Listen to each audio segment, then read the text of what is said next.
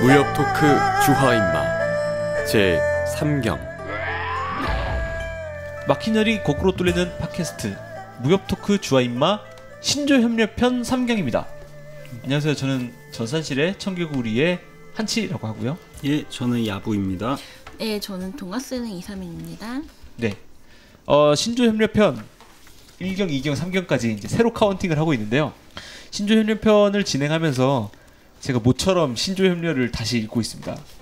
네, 거의 막 하도 읽은 지 오래돼가지고 새로 읽는 기분으로 읽고 있는데요. 그 새로 읽는 와중에도 옛날에 이미지가 곽부가 진짜 짜증났었지 옛날에. 막 이런 어렴풋한 기억만 가지고 읽다가 곽부를 만났거든요. 진짜 짜증나요. 근데 이게 곽부 캐릭터가 정말 이막수 이상으로 문제적 캐릭터거든요. 네. 네. 양과 소용녀는 뭐 흠잡을 게 없잖아요. 워낙 주인공이기도 하고. 네. 근데 이막수는 짠한 측면들도 있잖아. 그쵸. 어느 정도 동정할 만한. 근데 곽부는 그 동정할 측면이 거의 없거든요. 근데 그 곽부라는 캐릭터가 그 일부의 주인공 커플의 자식이라는 거예요. 이것도 그 갭이 맞아요. 1부의 주인공과 2부 주인공 사이에 1부의 악당인 양강의 아들이 2부의 주인공이 되면서 1부의 주인공의 자식이 2부에서는 개 나쁜 여자가 되는 거예요. 저는 이것도 김용 선생이 일종의 이런 거죠. 예전에 우리 몇 번 얘기했지만 이게 대를 이어 영웅적이든 악당적이거든 이런 게 대를 이어 계승되고 반복되지 않는다는 얘기입니다. 이게 좋은 조상 만났다고, 좋은 부모 만났다고 자식이 훌륭한 사람 되는 거 아니고 맞아요. 아주 개쓰레기 그지 같은 이런 부모와 조상을 뒀다고 그래서 자식이 똑같이 이런 사악한 이런 어둠의 길을 걷는다는 건 아니죠. 이게 다 이런 영웅이 되어가는 과정이 황용이나 아버지 잘 만나고 자기도 이렇게 훌륭하게 컸지만 대부분의 경우에는 부모와 어긋나는 삶을 사는 경우들이 너무 많다는 거예요. 그러니까 곽부가 있기 때문에 곽양이 빛나는 거거든요. 네. 곽부와 곽양은 또 완전 다른 캐릭터잖아요. 곽양이 좀 이렇게 장난기는 많지만 그래도 착하잖아요. 그렇죠. 곽양은 그리고 똑똑해. 네. 곽부랑은 비교 안 되게 똑똑해요. 똑똑하고 이쁘기도 하고. 네. 그리고 성격도 되게 호협한, 호방한 이런 소탈한 캐릭터라고 하겠습니다. 그래서 나중에 후반부에 곽양이 생일잔치 여니까 온 동네 무림 인사들이 다 오잖아요. 그렇지. 양과가 다 불러서. 네. 물론 양과의 인맥. 양과의 인맥이죠. 그 양과가 부른 그 양과의 인맥은 사마외도라고 해서 네. 이 뭔가 정통 주류 무림인사라고 할 수 없는 사람들만 골라서 양과가 사귀었거든. 그래서 곽정이나 황용은 이름은 들어봤는데 교유가 없는. 곽정과 황용은 뭐 모르는 사람이 없고 교유하지 않은 사람들이 없는 네. 캐릭터들잖아요. 네. 근데 걔네들이 거의 다 모르는 애들만 다 양과가 불러오죠. 그런 거 보면 그러니까 저 결혼식 할 때 화환이 많은데 누구 건지 다 모르겠어요. 그런 느낌이었을까요?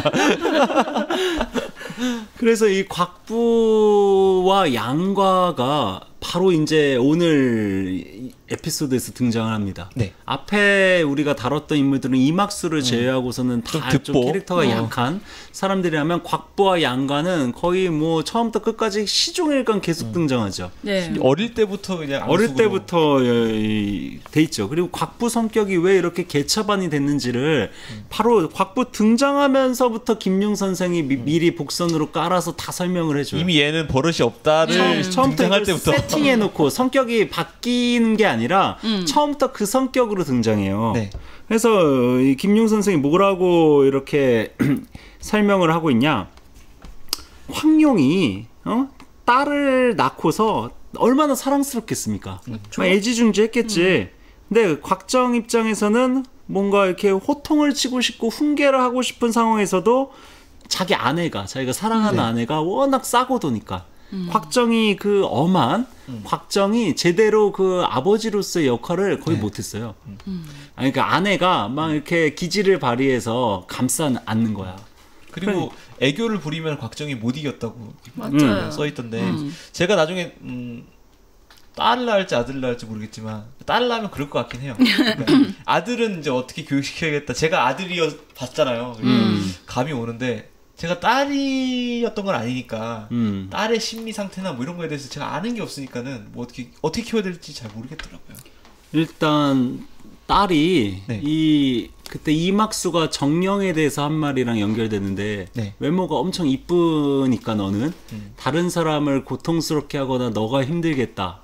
그럴 바에는 지금 나한테 죽어라. 그 말과 똑같이 이런 심리적인 기저가 여기 깔려 있어요. 네. 곽부 캐릭터도. 곽부도 초절정 미인이거든요. 초절정 미인이야. 네. 그렇기 때문에 곽부의 경우에도 다른 사람들을 힘들게 하잖아요. 특히 무돈유와 무수문 형제가 끊임없이 곽부 때문에 서로 칼부림까지 하지 않습니까? 나중에는 네. 완전 개찌질하지. 서로 막 죽이려고까지 해요. 곽부를 차지하려고. 다른 사람에게 민폐를 양과에게 끼치는 민폐만이 아니라 모든 사람들한테 민폐를 고루 끼치거든. 부부인이 불쌍하지. 근데 동시에 그렇다면 곽부는 뭐 평화롭고 즐겁게 인생을 살았냐? 그렇지도 않아요. 곽부도 삶이 항상 공허했어요, 평생. 나중에 야율련이라는 사람과 곽정, 자기 아버지인 곽정 캐릭터와 결혼하지 않습니까? 네. 곽정 캐릭터랑 비슷해. 곽부의 남편은. 그런데도 끊임없이 뭔가 항상 꼬여 있잖아. 네. 그 바탕에는 단순히 곽부의 팔자가 뭐 이렇게 세다느니 뭐 이런 걸로 얘기할 수 없는 좀 비극적인 여성으로서의 이런 삶이 있어요, 곽부도. 우리가 굳이 동정을 하려면 그 왜 이 동정이 되느냐는 신조협력 마지막 권에 김용 선생이 아주 깊이 있게 서술을 합니다. 네. 그 얘기를 우리가 하기 이전에 일단 곽부의 성격이 이렇게 개차반이 된 거는 기본적으로 황룡 때문이다. 모든 건 다 황룡 탓이다. 역시 자식 교육이 중요하다. 그래서 이 아이가 무예를 익히고서부터는 이 도화도의 모든 짐승들의 털을 다 뽑고 꼬리 자르고 막 도화도는 은사가 은거하는 네. 이런 적막하고 되게 조용한 동네. 아주 맑고 뭐 황약사의 이런 섬 아닙니까? 이것이 네. 동물 학대의 현장. 그런 사육장으로 변해요. 곽부 같은 경우는 기본적으로 어렸을 때부터 성격이 개판이었다는 얘기입니다. 곽부 같은 경우는. 근데 이 곽부가 이런 성격이 된 게 황룡뿐이냐 하면 아까 한치가 얘기한 것처럼 곽정도 일정하게 책임이 있어요. 곽정이 좀 따끔하게 혼을 못 내고 좀 대충 이렇게 넘어가고 그랬거든. 그랬다가 나중에 곽부 그렇게 매일 대충 싸고 들고 이렇게 봐주다가 나중에 양과 팔 잘랐다고 자기 딸 팔 자르려고 하니까 너무 갭이 크잖아. 그래서 곽부도 막 너무 충격을 받고 너무 놀라고 자기 아버지가 자기 팔을 다 자르려고 했으니. 그리고 그 곽정의 사부이자 곽부의 대사부되는 가지낙은 뭘 하고 있었던 걸까요? 가지낙은 이 사람이 가지낙도 당연히 네. 이게 성격이 좀 의기롭고 이게 강남 칠협이 그렇지만 좀 옳은 건 옳고 그른 건 그르다 타입 아니겠습니까? 그쵸. 그런데 이 가지낙은 이게 이 사람의 가장 큰 단점이 이게 도박과 음주, 술에 중독돼 있는 사람이야. 그래가지고 그것들 때문에 막 이렇게 다른 데서 이렇게 빛을 엄청나게 지고 이렇게 도망쳐서 도와주러 온 거 아닙니까? 그쵸. 그래서 황룡이 몰래 그걸 갚아주고. 알고 빛을 갚아줬지만 갚아줬다는 얘기를 안 하죠. 가지나에게 해주면 또 도화도에서 떠나가지고 또 도박이랑 음주랑 이게 뭐야 그 이런 걸로 이렇게 또 골치 썩을 거 아닙니까? 네. 그런 상황에서 이 가지낙 같은 경우에는 곽부의 놀이 상대는 되어줬지만 곽부는 일단 자기 손녀이기도 하고 또 곽부가 가지낙에게 또 막하는 정도로 막장은 아니거든. 왜냐면 곽정이 가장 존경하는 게 누굽니까? 자기 사부잖아. 가지낙만 살아있잖아. 강남 7개 중에. 그쵸. 그래서 곽부에 대한 교육 중에 그나마 성공한 게 뭐냐. 곽부가 나중에 장애인을 보고서도 네. 이렇게 멸시를 안 해요. 곽부 캐릭터로서는 이상하잖아. 네. 보통의 모든 사람들을 다 멸시하는 캐릭터가 장애인을 멸시를 안 해. 장애인을 만들지언정 멸시하지 않는다. 장애인을 만들지. 양과를 장애인으로 만들었지. 근데 그게 장애인을 봐도 멸시하지 않는 이유가 자기 아버지 때문이야. 이 가지낙이 장애인이잖아. 그래서 장애인을 존중하는 아버지의 이런 교육 환경 속에서 그게 귀에 못이 박히도록 들은 거지. 자기 곽정의 아버지, 곽정의 사부들이 다 사회 시정 잡배 건달들 아니겠습니까? 그렇죠. 네. 그래서 그런 사람들에 대한 기본적인 존중이 곽부에게도 전혀 없다고는 할 수가 없다는 거죠. 그러니까 곽부도 가지나가 앞에서는 뭐 이렇게 만만한 존재는 아니야. 자기가 무서워하는 아버지가 어려워하는 존재니까. 네. 그래서 별로 혼날 만한 짓을 이렇게 많이 하지는 않은 것 같아요. 근데 이제 동년배나 자기 곽정과 황용을 존경하는 이런 그 무림의 수많은 사람들이 다 떠받들고 오냐오냐 하지 않습니까? 그런 데서 오만해지는 거죠. 곽부가 유일하게 무서워하고 약간 꺼려하는 존재는 자기 아버지인 곽정과 그리고 가진학 정도밖에 없어요. 네. 근데 그 사람들이 제대로 이거를 이렇게 못 해주니까 바깥에서 뭐 뭘 하는지 어떻게 합니까? 그리고 사람들이 뭐 곽부가 뭐 이런 짓 하고 다닌다고 뭐 아버지 곽정이나 가진학에게 이렇게 고자질할 이런 무림 인사들이 또 있는 것도 아니고 어리고 게다가 이쁘잖아. 그러니까 다 오냐오냐 해준 거죠. 저는 이 이쁘다라는 그 설정이 되게 문제적 설정이라고 생각해요. 그 예전에 일부에서 양강을 묘사할 때랑 같은 거야. 외모가 이렇게 뻔지르르한 애들이 말주변 좋은 애들이 성격이 안 좋잖아. 곽부 같은 경우는 외모가 훌륭하고 집안이 좋잖아. 근데 성격이 안 좋잖아. 실제로 그렇다는 게 아니라 여러분 김용소설 안에서 그렇다는 그렇지, 겁니다. 그렇지. 네. 김용소설 안에서 그런 식의 클리셰들이 항상 존재하고 있다는 얘기입니다. 네, 여담이지만 이막수도 제자가 있잖아요. 홍릉파. 홍릉파. 홍릉파도 이제 본인이 다리를 예쁘다는 절죠. 걸, 예. 본인이 예쁘다는 걸 아니까 근데 양과가 처음에 그 홍릉파를 만났을 때 그 뭔가 이제 고묘파로 가는 길을 안 알려주려고 바보인 척하고 그렇지. 바보인 척하면서 홍릉파가 안 예쁘다고 막 그래요. 홍릉파가 쇼크를 먹죠.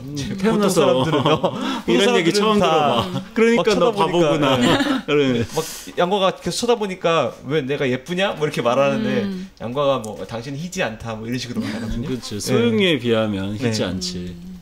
약간 까무잡잡한 캐릭터거든요. 홍릉파는. 까무잡잡한 미인형, 남미계 미인형이야. 그 홍릉파는. 근데 홍릉파니까 홍릉파 나중에 그 비참하게 죽은 것도 갑자기 떠오르네. 이막수에 의해서 비참하게 죽죠. 홍릉파는 양과를 사랑하진 않았거든. 그러니까 홍릉파는 더 비운의 캐릭터죠. 제대로 누군가를 사랑하지도 못한 거야. 물론 육무쌍은 좀 아꼈죠. 그러니까 아무래도 이렇게 좀 같이 그 이막수 밑에서 많이 잘 챙겨주고 그랬거든. 그래서 홍릉파도 좀 짠한 캐릭터다. 근데 얘기 듣다 보니까 좀 궁금해졌는데 그 김영 선생이 여기 이 서조영문이나 이런 세계에서 예쁘다는 거 미인에 대해서도 어떤 의미를 부여하거나 뭐 어떤 김용 선생은 미인을 좋아해요. 기본적으로 주인공들이 다 미인이잖아. 황룡이든 소용녀든 조민이든 미인들을 좋아하지만 동시에 그 이쁘다는 것만으로 모든 게 용서되지 않는다라는 상식은 또한 갖추고 있는 거죠. 그러니까 이막수나 곽부 같은 캐릭터가 가능한 거죠. 그러니까 기본적으로 여성을 외모로 평가하는 것은 있어요. 김용 선생도. 이게 무협 세계에서 특히나 남성보다는 여성에게 외모의 잣대를 더 많이 들이대기는 해. 남성은 뭐 곽정 같은 사람, 위소보 같은 사람, 뭐 못생겼어도 잘생기지 않았어도 멋진 매력적인 캐릭터들이 무지 많이 등장하잖아요. 근데 여성 캐릭터들 중에 김용 소설에서 못생겼는데 매력적인 캐릭터 한 명이라도 기억납니까?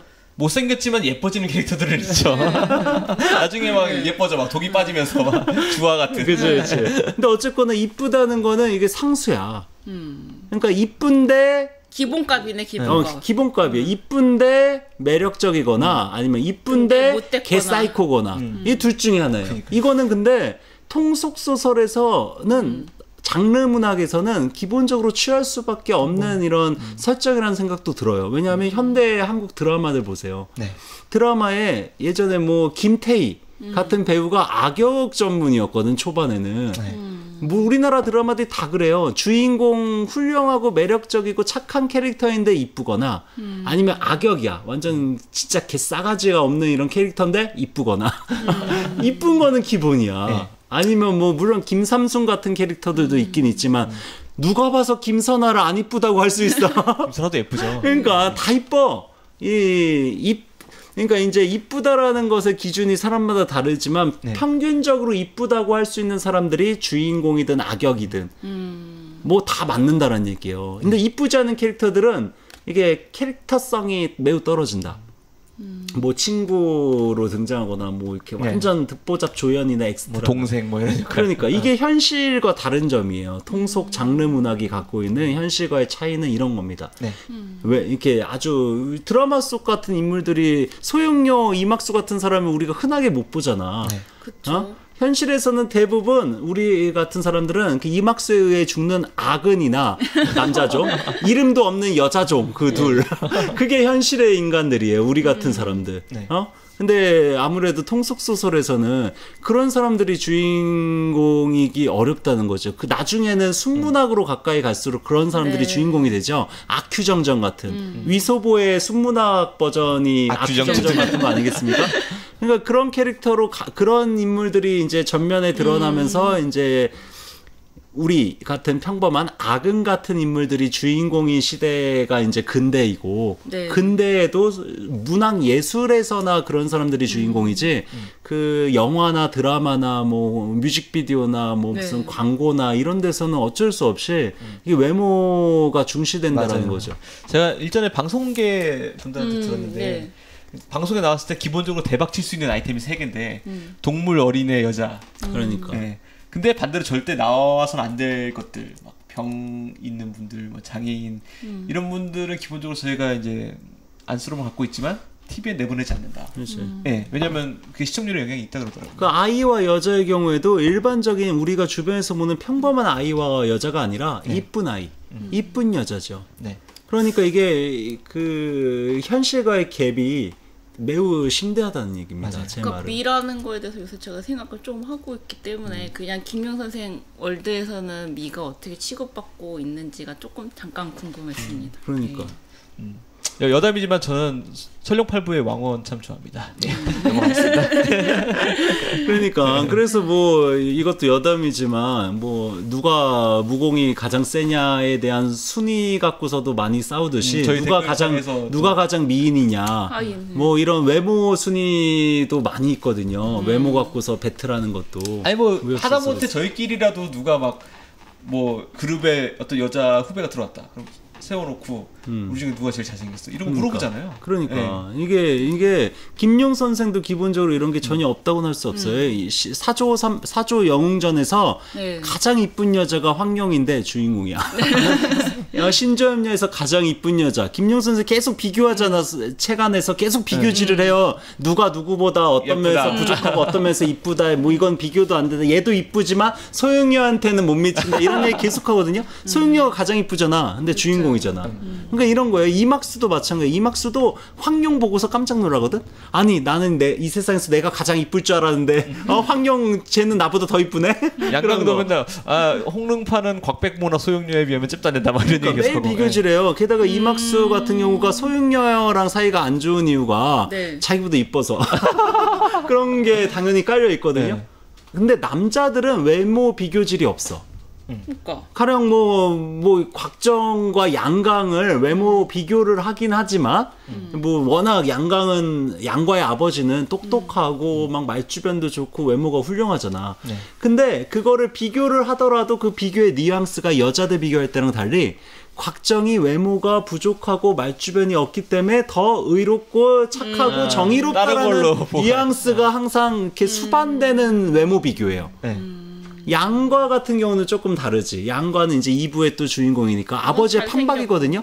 주변 사람들이 양과 보고서 아버지랑 똑같이 생겼다라는 인상을 계속 받아. 네. 그러니까 아버지랑 똑같은 인물이야.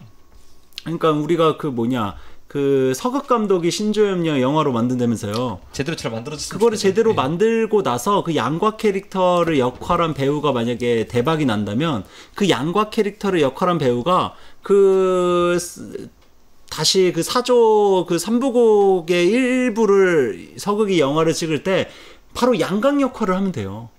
그렇게 사용을 할 수가 있다는 거야. 같은 배우로 외모, 성격이 완전 다른. 외모는 똑같은데. 근데 양과 같은 경우는 잘생겼다라는 것이 양강과 달리 이거는 양강에게 잘생겼다라는 거는 모겸자나 여러 여자들에게 민폐를 끼치고 그 사람들의 그 정절을 이렇게 잃게 네. 하는 이런 안 좋은 의미로 표현되지만 양과의 경우에는 외모가 너무 좋으니까 사람들이 준수하다고 뭐 표현이죠. 외모에 대한 평가가 김용 선생이 많이 해요. 긍정적으로. 아버지 양강의 외모 평가는 부정적으로 계속 평가한다면 아들은 아버지의 판박이로 생겼는데 긍정적인 뉘앙스로 계속 평가를 하거든. 그래서 양과 같은 경우는 그냥 어떤 여자든 양과 얼굴만 보면 다 반하는 캐릭터로 그거를 묘사를 하니까 지난 시간에 얘기한 것처럼 인피 가면 쓰고 다른 사람들한테 민폐 끼치지 않으려고 여자들 가면을 쓰고 다녀야 나만 될지. 보면 다 반하니까 이거 도저히 미안한 거야 여자들한테. 그래서 가면 쓰고 다니고 막 그랬잖아요. 제임스 본드도 아니고. 그런 양과가 어떻게 등장하냐 신조협력 초반에 네. 그 부분을 같이 좀 우리가 이야기해 보면 좋을 것 같아요. 네. 이막수가 그 곽부를 잡으려고 곽부를 마주쳐가지고 곽부를 이렇게 납치하려고 하는 장면에 갑자기 누더기를 입은 사내 아이가 한 손에 수탉을 들고 노래를 흥얼거리며 깡충깡충 뛰어왔다. 거지 바본 거죠. 그러니까. 양과의 등장이죠. 그러면서 이막수와 곽부를 처음 본 거죠. 네. 처음 그 수탉이랑 이렇게 들고서 노래 부르면서 이막수와 곽부 앞에 갑자기 나타나더니 그 긴장적인 순간에 이런 얘기를 해요. 웃으면서. 아주머니도 엄청 예쁘고 이 아이도 무척 귀엽네. 모두 저를 찾아오신 건가요? 이 양신 제가 저의 친구 중에 이렇게 예쁜 사람은 없는데 이런 얘기를 해요. 네. 기본적으로 여기 첫 대사에서도 알 수 있듯이 양과의 유년 시절 캐릭터는 위소보예요. 비슷한 것 같아요. 위소보랑 판박 캐릭터. 능글능글. 그래서 양과 성격이 곽정은 처음부터 끝까지 신조협력 끝날 때까지도 곽정은 성격이 시종일관 똑같거든요. 네. 그리고 영호충도 여러 가지 소호광후의 영호충도 많은 사건 사고를 겪지만 그 자유분방하고 도가적인 리버럴함을 갖고 있는 그 성격은 처음 끝까지 계속 이어집니다. 근데 위소보도 처음부터 끝까지 계속 능글능글 맞은 이소보거든. 근데 양과만이 물론 이제 그 소봉, 교봉도 약간 큰 이런 전환을 맞이하지만 그래도 성격은 일관되잖아. 그죠. 근데 양과는 위소보에서 곽정이 돼. 맨 끝에 가면 곽정됩니다. 중간 대협이 돼서 이제. 위소보로 시작해서 곽정으로 마침표를 찍는 대단한 성격의 변화를 보여주는 게 양과 캐릭터. 실제로 벼로도 신조 대협으로 되죠. 그러니까 맞아. 그러니까 무슨 물론 이제 그 3차 화성동검에서는 서광 미친놈이다. 미칠 광자를 붙이기는 하지만 양과가 16년 동안 소영녀랑 헤어지고서 뭐 미친 짓 하나도 안 해요. 팔 잘리고서 소영녀랑 이별한 이후에는 김용 선생도 묘사를 하거든요. 젊었을 때는 막 장난기도 많고 말도 많고 농담도 되게 잘하고 위소보 같은 캐릭터였는데 소영녀랑 헤어지고 나서는 말도 안 하고 여자랑도 일부러 안 만나려고 그러고 되게 정적이고 우울한 캐릭터로 바뀌어요. 그래가지고 뭐 이렇게 약간 어두운 곽정 느낌으로 바뀌어.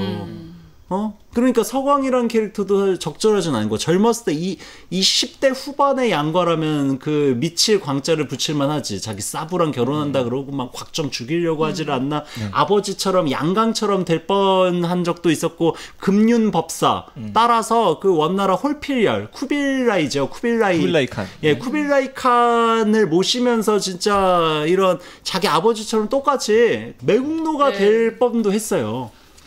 그런데도 불구하고 양과는 그런 것들을 다 이렇게 이겨내고 결국에는 그런 어두운 다크한 다크 이런 히어로가 되는 대업의 거죠. 길을 가져. 더 이상 장난치지 않고 더 이상 여성을 희롱하지도 않고 막 이렇게 재미난 이런 그 말장난들 엄청 많이 하거든요. 양과 초반에 홍능파당 육무쌍이랑 대화 나눌 때 정말 재밌거든요. 양과 말하는 거 보면. 그러니까 황룡 어릴 때랑 비슷한 거지. 황룡 어릴 때랑.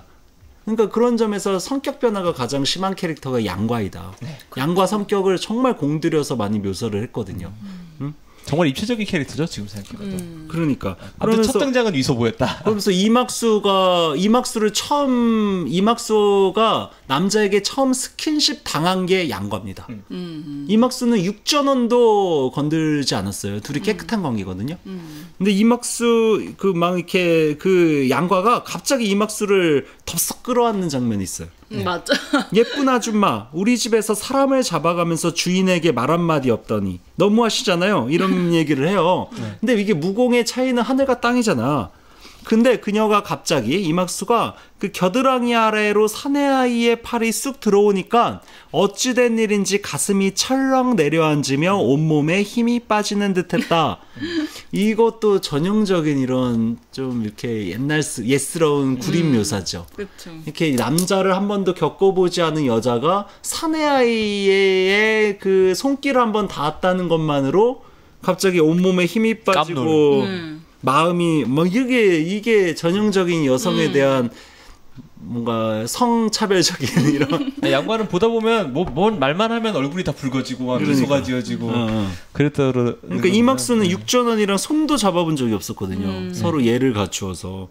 그래서 이게 보통의 경우에는 이막수가 성격이 되게 개차반이어서 이막수에게 반한 강호의 무림인사들이 얼마나 많겠어요. 네. 근데 자기에게 반해서 자기에게 추파를 던지는 남자들은 다 죽였거든. 이막수가.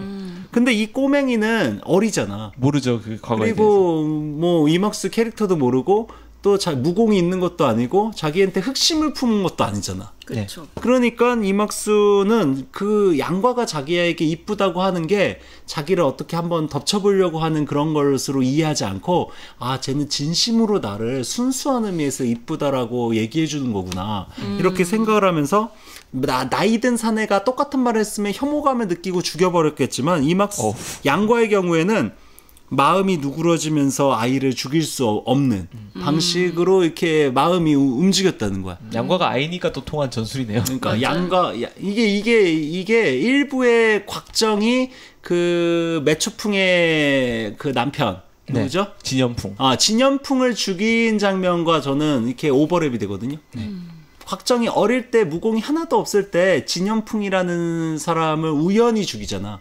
양과는 무공이 하나도 없을 때 또 2부의 가장 중요한 악당 캐릭터인 이막수를 만나서 이막수와 스킨십을 하는 거죠. 그러니까 이게 일종의 일부를 염두하고서 김용 선생이 어린 시절에 중요한 이런 악당 캐릭터와 접촉하는 이런 장면을 일부러 삽입했다라는 이런 혐의를 제가 지을 수가 없는. 반복을 했네, 반복. 소설 내에서도 매춘풍이랑 이막수는 자주 비교되죠. 그렇지. 그러니까 매춘풍 그 커플과 곽정이 갖고 있는 악연, 이막수와 양과가 어린 시절, 그러니까 유년기의 곽정과 유년기의 양과가 다 매춘풍 이막수와 연관되어서 뭔가 서사가 시작된다는 얘기죠. 하나하나가 이렇게 복선이고 나는 어떠한 상징성을 지니고 있다라는 생각이 들어요. 어린 시절의 아치에너미. 이게 중요한 모티프인 것 같긴 하네요. 그러니까 이때 그리고 또 그 이른바 황룡의 아버지인 곽부의 할아버지인 황약사가 또 등장해요. 이때 황약사 등장해서 그 아이들을 구해주거든요. 이막수를 물리치고 살짝 보여주고 가죠. 살짝 보여주고 탄지시통으로 그냥. 근데 이게 또 재밌는 게 이때 육무쌍과 정영이 이때 헤어져요. 정영은 황약사가 데리고 가고 육무쌍은 이막수가 또 납치해 가지 않습니까? 그렇죠. 그래서 그 둘이 인생이 완전 달라지지. 그래서 육무쌍이 저는 좀 짠해요. 황약사가 자기를 데려갔으면 얼마나 좋아. 정영은 황약사랑 이렇게 황약사한테 가서 황약사한테 무공을 배우고 육무쌍은 진짜 불쌍하거든. 거기 이막수한테 완전 구박받으면서 이막수한테 또 무공을 배워. 거기서 또 이막수가 언제 자기를 죽일지 모르니까 옛날 일을 다 까먹은 척, 기억이 하나도 안 나는 척, 어릴 때니까. 그러면서 이막수 비위를 맞추고 막 온갖 갖은 수모를 당하면서 참고 견디면서 고생해서 얼마 안 되는 무공을 익히는데 이막수가 또 이렇게 중요한 이런 것들은 하나도 안 가르쳐줘요. 홍루파랑은 또 친해져. 홍루파가 또 그 육무쌍 또 아껴주고 그러면서 홍루파한테 조금 무공 배우고 이런 식으로 육무쌍이 진짜 짠하거든. 그렇게 짠하게 살다가 나중에 양과를 이제 만나는 거지. 그래서 또 양과 또 바라고 이제 또 양과 이놈을 잡을 결국. 그러니까 제임스 본드 같아요, 진짜. 제임스 본드 좀 진짜 불쌍한 캐릭터네, 계속. 양과는 기본적으로 이렇게 말주변이 좋고 농담을 잘하는 캐릭터여서 가진 거 쥐뿔도 없어도 그래서 위소부랑 완전 똑같은데 가령 그 한 장면만 보자면 곽부랑 처음 만나서 이제 벌어지는 장면들이 있어요. 그 중에 하나인데 이막수가 육무쌍을 잡아가니까 그 양과가 이런 말을 합니다. 제가 가볼게요. 근데 이제 곽부 입장에서는 어이가 없는 거지. 너가 가서 뭘 하겠다고. 그 나쁜 여자의 발길질 한 번이면 너는 죽고 말아. 이거 충분히 할 수 있는 말이잖아. 근데 이제 비아냥된 거지. 양과를. 양과 아무것도 못하는 어린 꼬맹이라고 무시한 거죠. 그러니까 양과가 뭐라고 얘기하냐. 너의 다리가 그렇게 세? 그런 거 같지 않은데? 나빴어. 그러니까 그 나쁜 여자의 발길질이라고 곽부가 한 얘기는 이막수를 나쁜 여자로 표현한 건데 양과는 너의 다리가 그렇게 세? 그런 거 같지 않은데? 라고 이렇게 오히려 되돌려 준 거예요. 근데 곽부는 이때도 똑똑한 애가 아니어가지고 어릴 때도 양과에게 이런 소리를 해요. 멍청이 내가 때린다는 게 아니었는데? 이런 바보 같은 소리를 해요. 그러니까 곽부는 그 정도로 머리가 안 돌아간 거야. 양과는 머리가 너무 빨리 돌아가. 그러니까 황룡이 양과를 보고서 이게 항상 긴장하는 거예요. 자기 아버지 같아서. 그리고 자기와 비슷해서. 반면에 곽부는 외모만 엄마를 닮았지 부모의 나쁜 점만 물려봤어. 곽정의 머리와 곽정의 멍청함과 황용의 사악함을 가진. 그렇지. 황용의 외모를 그래도 물려받았지. 그렇죠. 좋은 근데 곽정의 의협심과 곽정의 성품과 그리고 황령의 똑똑한 머리는 하나도 물려받지 않았죠. 네. 안 됐다. 반면에 곽양은 아버지의 성품과 어머니의 이 성품과 함께 머리까지 다 물려받았죠. 네. 근데 이게 다 물려받다 보니까 뇌는 제한돼 있잖아. 네. 그래서 곽양도 엄마만큼 똑똑하진 않아. 그리고 아빠만큼 의협심이 높지도 않아. 적당하게 물려받았어. 마이너 카피인 거죠. 그렇지. 곽부보단 낫지 그래도. 네. 곽부는 좋은 거는 그쵸. 하나도 물려받지 않았으니까 외모 빼고. 중간이 낫죠, 차라리. 그러니까 아무튼 이런 식으로 하다가 이제 양과가 뭐 이막수가 그 빈백 은침이라고 있잖아요. 네. 그거를 이제 그 병기 아주 그냥 독이 강력한 침인 거죠. 그 은침을 양과가 잡고서 거기에 이제 중독돼 가지고 막 이제 벌어지는 얘기들이 그때 이제 구양봉도 만나고 등등 뭐 여러 가지 에피소드가 이어지는 거죠. 네. 그래서 이 초반에 이게 지금 오랜만에 다시 읽으니까 재밌는 게 주요 인물들이 일부의 주요 인물들이 옛날 사람들 입장에서 생각해보면 1부 끝나고 한참 있다가 신조협녀가 연재 시작하는데 네. 1부를 그리워하는 사람들이 얼마나 많겠어요. 일부를 그리워하다가 봤는데 다 2부 이상했죠. 시작에는 뭐 이상한 애들만 나오는 그치. 거예요. 뭐 무수문 이런 애들 나오고 막. 그치. 무부인. 네. 그나마 이제 무삼통 누구였지? 어디서 기억이- 어처경독이다. 그때 생각나고. 근데 이막수가 처음 보는 캐릭터니까. 네, 맞아요. 근데 이막수가 워낙 강렬하기도 하고. 그러다가 어느 순간부터 막 무슨 곽부, 막 곽정과 황용의 딸이 등장하고, 곽정과 황용은 아직 안 등장했어요. 그러다가 뭐 양과 등장하고, 그러다가 막 동사 황약사 등장하고, 서독 구양봉 등장하고, 이게 일종의 되게 반갑겠죠. 이게 머리를 잘 썼다는 거예요.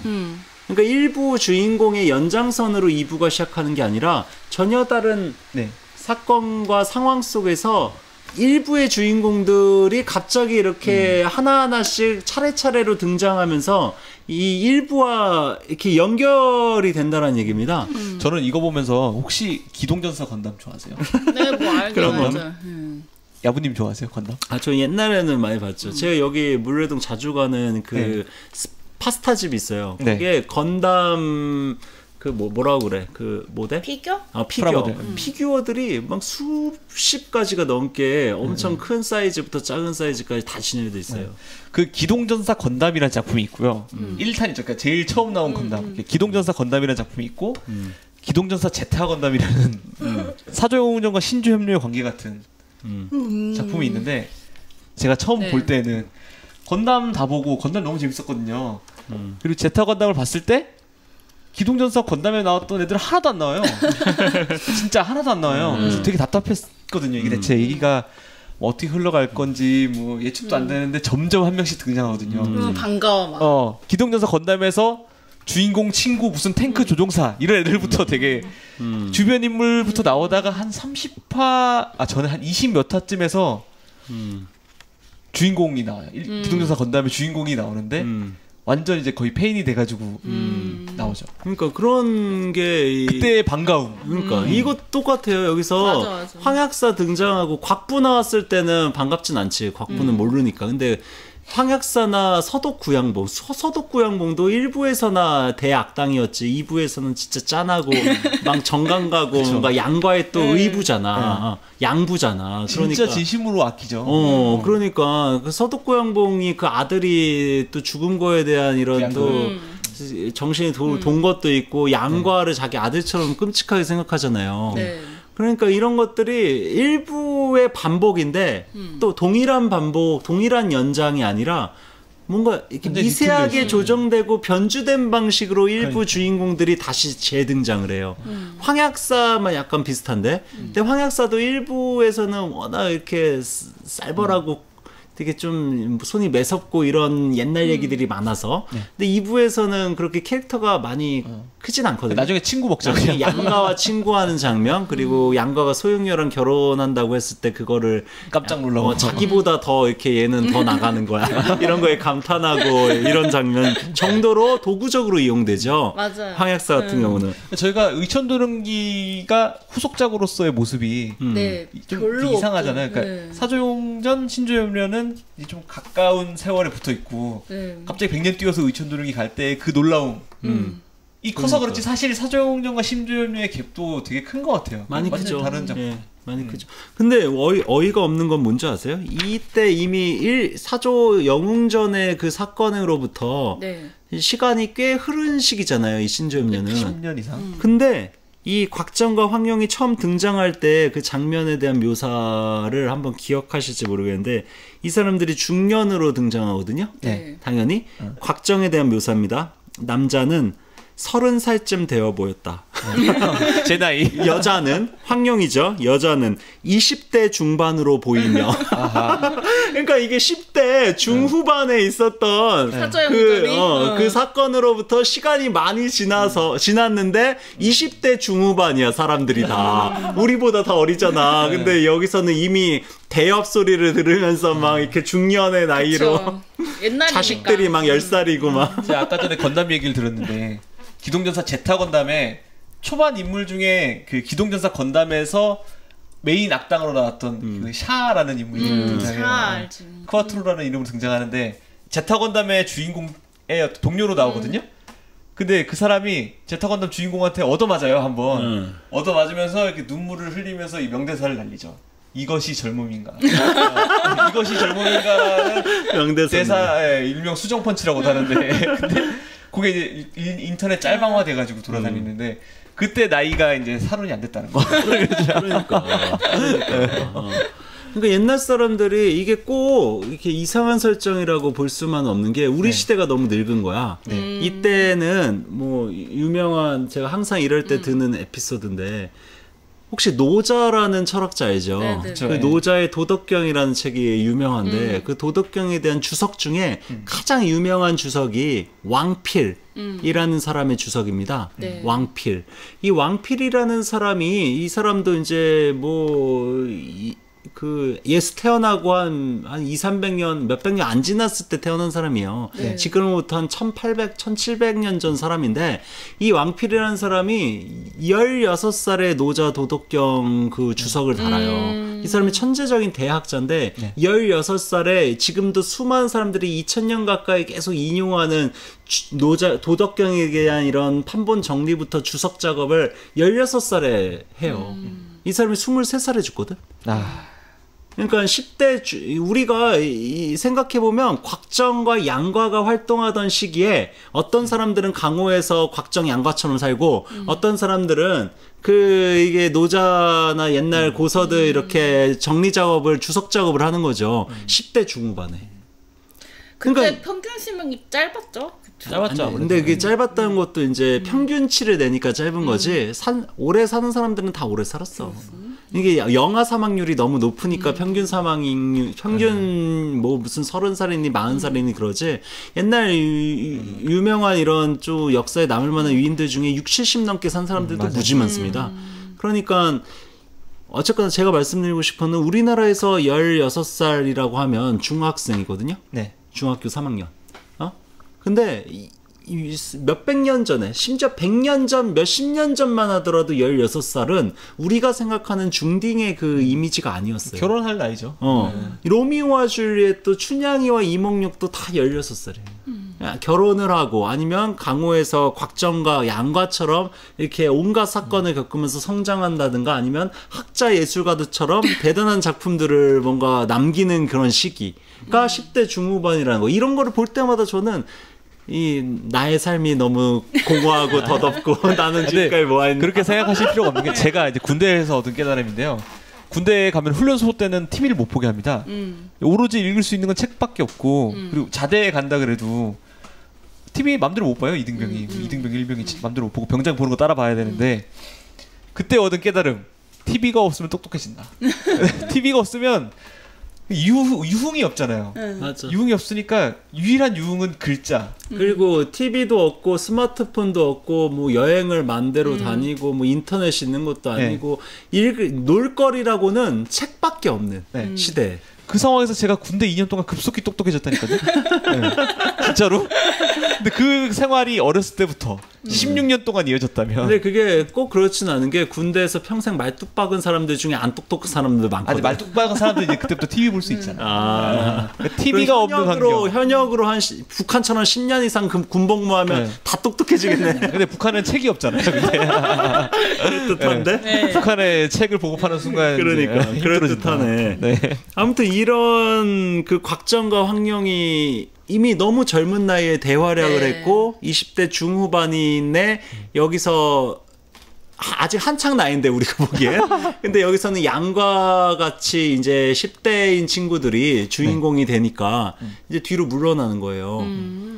그런 상황에서 곽정과 황룡이 이제 등장을 하는 겁니다. 물론 이제 뭐 주백통이나 막 황약사나 이런 사람들은 나이를 몇 살까지 먹는지 측량이 어려울 정도로 계속 있어.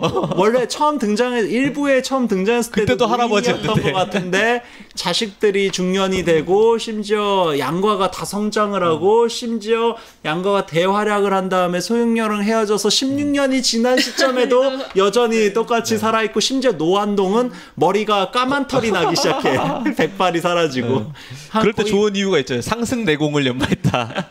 그게 90살 정도로 묘사되고 있거든요. 근데 좋은 꿀 먹고 내공 수련하고 그래서. 그러니까. 그때 이제 1등 대사나 그 동사 황약사도 다 건강하고 여전히. 서독이랑 이제 홍채공만 죽었지. 양과 젊었을 때. 아무튼 이런 곽정과 황영이 처음 등장한 장면도 되게 멋있어요. 막 그 수리 커플과 함께 등장하는데 이 장면도 멋있고 같이 휘파람을 불러요. 곽정이 휘파람을 호방하고 호쾌하게 부르면서 황영이 높고 청량하게 휘파람으로 이렇게 뭔가 서로 하모니를 이루거든요. 그 모습이 마치 커다란 봉황과 작은 새가 나란히 날아오르는 모습을 상상하게 하는 휘파람으로 연주를 같이 합니다. 그 휘파람 소리를 듣고 푸른 도포를 정형을 안고 있던 푸른 도포를 입고 있는 남자가 그 휘파람 소리를 듣고는 껄껄 웃음을 터뜨리면서 녀석들이 왔으니 귀찮아지기 전에 나는 가야겠다.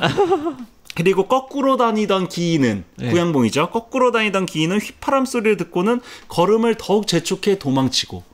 그러니까 이게 다 황약사 등장시키고 구양봉 등장시킨 다음에 그 다음에 곽정과 황양 등장시키고서 구양봉과 황약사가 이제 물러나게 하는 장면을 다 교묘하게 연결을 시켰어요. 그 둘의 그 커플, 곽정과 황영이 외모나 뭐 이렇게 인품이나 그 명성이나 다 훌륭하잖아. 그거를 이렇게 이막수가 또 그 소리를 들으면서 곽정의 휘파람 소리는 강하고 그리고 그 황용의 휘파람 소리는 부드럽잖아. 음과 양이 강과 유가 서로 섞이는 그 휘파람 소리가 조화를 이루는 소리를 이막수가 듣더니 이막수가 자기가 대적할 상대가 아니야. 한 명도 못 이기겠는데 둘이잖아.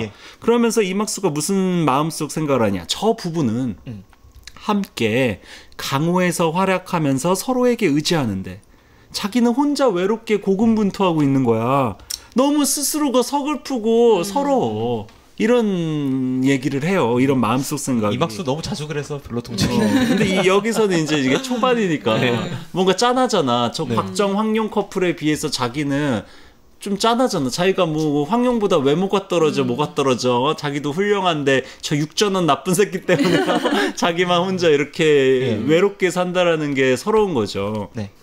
네, 오늘도 엄청나게 뭐 많은 얘기를 했네요. 네. 짧은 시간 안에. 원래 곽부 얘기로 시작해서 이제 간단히 하려고 그랬는데 어느 순간에 뭐 결국은 또 이막수 까는 걸로 끝나긴 했지만 네, 다음 시간에도 신조협력 이야기 재밌게 이어서 해볼 텐데요. 뭐 신조협력에 관해서 혹은 다른 김용 소설에 관해서 얘기하시고 싶으시거나 뭐 궁금하신 점 있으면 댓글로 남겨주시기 바라겠고요. 네. 저희는 다음 시간에 더 재밌는 네. 주제로 찾아오도록 하겠습니다. 네. 야부님, 이사민님 고생하셨습니다. 네, 다음 시간에 뵙겠습니다. 분명.